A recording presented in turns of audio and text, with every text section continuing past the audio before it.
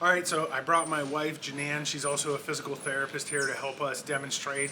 We're gonna go through a basic set of instructions on how to use the wobbler.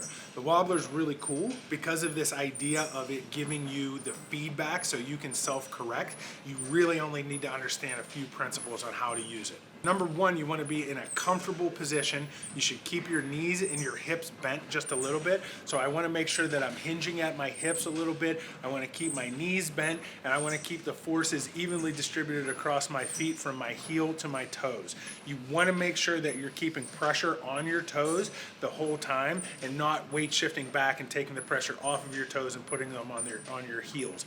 You should also, as you're going through the pedaling motion, your heel should come down and come into contact with the wobbler as you're moving, as the wobbler is coming down towards the floor. So the first movement that we're going to work on is just a simple weight shifting, right? So we want to make sure that we're keeping good posture, right? Keeping our chest up and our shoulders back. It shouldn't be a forced position. You don't want to feel like you're straining to keep your shoulders back.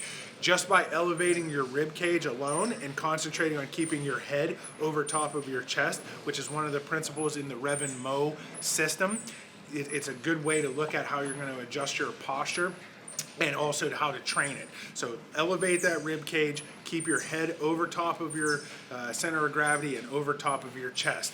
As you do that, you're going to weight shift onto one side, and when we do that on the leg that is the swing leg, that is basically the weight is being taken off of the wobbler, we want to make sure that that arm is back. And so then as we switch weight, the other arm is going to go back and the other foot is going to come off of the wobbler. But you're not taking your foot entirely off of the wobbler. You still want to keep your toes in contact with the wobbler. Then we're going to go toe down first and switch side to side and back and forth. And then you just work on finding symmetry in that pattern first. We want to make sure that we're weight shifting to both sides equally.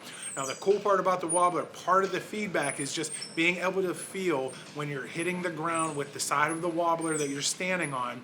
As you weight shift onto that side, you can feel when you're hitting the ground. And then when we go to the other side, we can feel when you're hitting the ground. One of the easy little hacks to do on this is to just simply pick up your foot. So as Janan weight shifts to one side, she's going to test herself by picking her foot up.